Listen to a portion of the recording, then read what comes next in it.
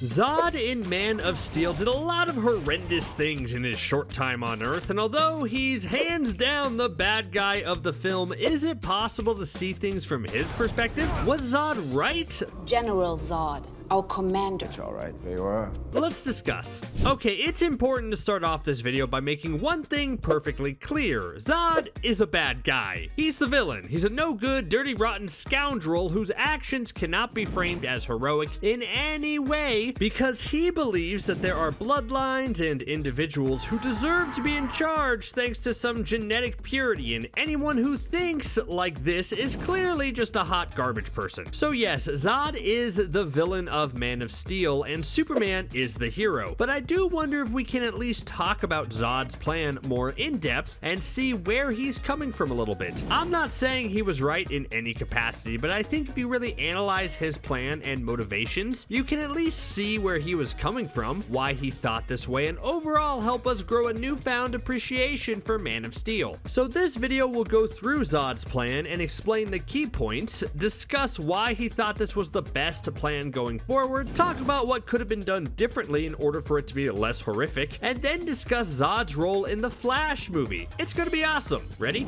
Okay, so I do think Zod is a top tier DCEU villain, and you think that's a hot take until you realize that like in 12 DCEU movies, there hasn't been a truly memorable villain yet. I mean, what are the options? The P-Jar giving Lex Luthor, Ares with his little mustache, Steppenwolf aka Mr. Placeholder for Darkseid. I guess Orm was alright. Oh, Black Mask from Birds of Prey is my personal favorite, so he's up there, but I've already forgotten every single part of Black Adam, so Zod almost wins by default, right? Anyways, Zod's backstory and plan is an interesting one. The most fundamental thing to remember about Kryptons in this universe is that they reached a point where instead of natural births, their babies were genetically created already with a purpose in mind. So they created their scientists, their military, and I guess every other job? Like, does this mean that Krypton's fast food restaurants had workers who were made to work in fast food restaurants? What about Kryptonian plumbers? Were those made? Do they have movies on Krypton and they genetically created their actors to star in it? I mean, that sounds crazy, but Earth did the same thing with Tom Cruise, so I guess that would make sense. Endless debates have led Krypton to ruin. Anyways, the idea of being assigned to a role at birth is a huge plot point of Man of Steel, because the great thing about Kal-El is that his parents made it so he could be whatever he wanted to be and strive for something himself. And that's great, but Zod is kind of the opposite. As he explains at the end of the movie, he exists only to protect Krypton. That is the sole purpose for which he was born. And he says that any action he takes, no matter how violent or cruel, is for the greater good, to protect his people. And when you hear that, it frames the character a bit differently. Yes, he wanted to destroy Earth, but in his mind, that was the only way to save Krypton from becoming completely extinct. Think of it from his perspective just a little bit. He is from a civilization that has been around for tens of thousands of years and had a history of expansion. Their technology was so advanced that they didn't just expand around their planet, they expanded throughout the stars, terraforming planets to make them livable for Kryptonians. And then Krypton doomed itself. A council of elders, an awesome leadership garb by the way, made some horrible decisions. Artificial population control was introduced, and the expansion to other planets was abandoned. They started to tap into natural resources, and it doomed them. Their core became unstable, and the planet was on the verge of collapse. General Zod, realizing that the elders had led Krypton to ruin, attempted to take control himself so that he could control which bloodlines survived and continued Krypton's legacy. And yes, that's bad. No one has the right to decide which bloodlines are better or worse, but in Zod's mind, the current leadership administration was failing, so it was up to him to do something about it. The elders and bloodlines that were born to be in charge on their planet led them to ruin, so it's only natural for Zod to think that his bloodline and his people should be in charge. Of course, his coup failed and he was exiled to the Phantom Zone, but it proved to be a blessing in disguise. guys. I never really understood this moment. I know there was a lot of denial, but everyone seemed to sort of know that Krypton was doomed, so instead of waiting like a few days, they sent Zod and his people off planet in exile, and then when Krypton exploded, it freed them from the Phantom Zone. And here's the interesting thing about Zod to me. Instead of cheering and being thrilled that the civilization that betrayed him and locked him away was now gone, he mourned their loss and tried everything in his power to start over. Yes, that meant terraforming Earth and wiping out our civilization, but it seemed, at least at first, that he wasn't doing it out of spite. It was out of necessity. Without Clark's body and the Codex inside of him, Krypton's history would be lost forever. And let's be a little honest here. We think Zod's actions are abhorrent because they affect humanity in a negative way. Let's turn the tables a bit.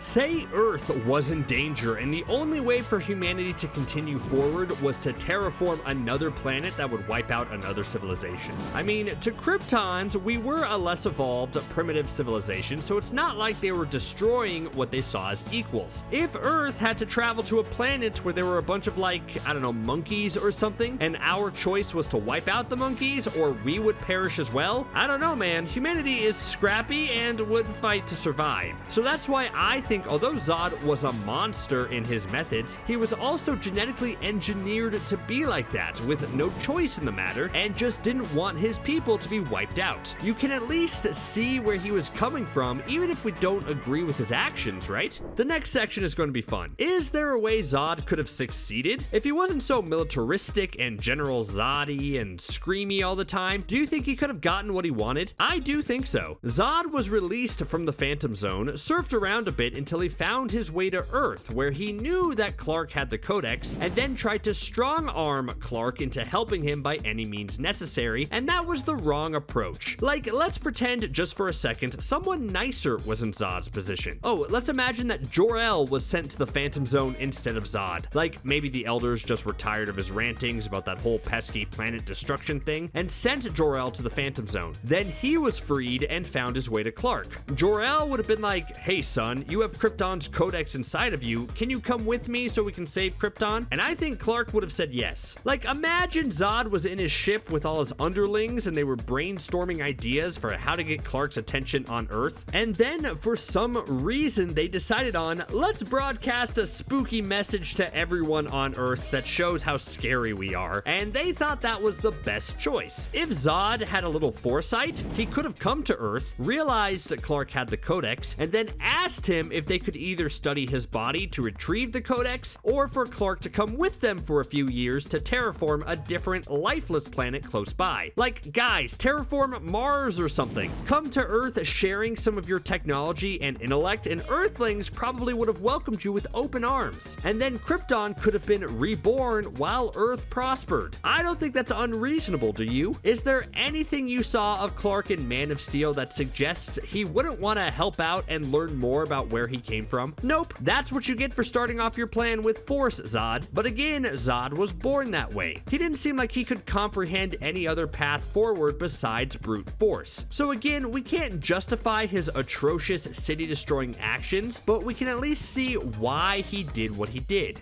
And now, surprisingly, Zod is back. When the first trailer for The Flash dropped, we were all probably a little surprised to see Zod back in such dramatic and prominent fashion. The plot of The Flash sees Barry go back in time to save his mom, but ends up breaking the timeline and causing a whole lot of time ripples. The biggest being that it wasn't Kal-El who was sent to Earth, it was Kara. There's still a lot of questions about Kara's role in the film and her history, but we know that she has been captured by the government instead of being raised by friendly farmers. She must have the Codex on her like Clark did, because Zod still arrives on Earth and looks to be trying to terraform it. Does that make sense, or am I missing something? He must know about Kara on Earth, and she must have the Codex, or else Zod's journey here doesn't quite make sense, right? I guess Zod did say in Man of Steel that his group traveled around the cosmos looking for more outposts, which is how they got their world engine, so maybe Earth is an accidental stop that they want to destroy and terraform, but nah, that doesn't sound right. And I'm very curious to see if the altered timeline has changed Zod at all. I mean, mean, if Kara is here instead of Clark, then we don't know the state of Krypton. Maybe Krypton reached its destruction through different means? Or is everything exactly the same except for Kara and Clark? This gives the movie a chance to do something a little different with Zod that I would like to see. I would want Zod to still be his evil self, but maybe approach his goal with a bit more nuance. I guess given the trailer, he's still wanting to completely destroy Earth, so I don't think things will be that different, but it's exciting to speculate about because, as I hopefully established, Zod's motivation and goal is an understandable one, but its execution and follow-through is where he lost his way, and there's a way to tweak his story a bit to make it more exciting than just rehashing Man of Steel. If Zod's plan is a little different, can he avoid his fate and survive the movie? Well, that's tricky with the timeline thing. The easiest thing for the Flash to do is to beat Zod but not kill him in order to fix that Man of Steel neck snap decision that sparked 1,000 internet arguments, and then have Zod erased when the timeline resets. But wouldn't it be crazy if it didn't? What if Zod survives this fight and then survives the final timeline reset and then has a future in the new DCU? Yeah, I know, that's probably too crazy, but again, I like Zod. I don't like his plan because he's obviously a bad guy, but I like him as an antagonist that I wouldn't mind seeing more of. What do you think? What do you think would have happened if Zod didn't get his neck snapped? Could Superman have subdued him and eventually talked Zod out of his villainous ways? I mean, probably not, but I wonder what the DCEU would have looked like if Superman didn't end Zod's life. Let me know what you think in the comments below. Thanks for watching CBR.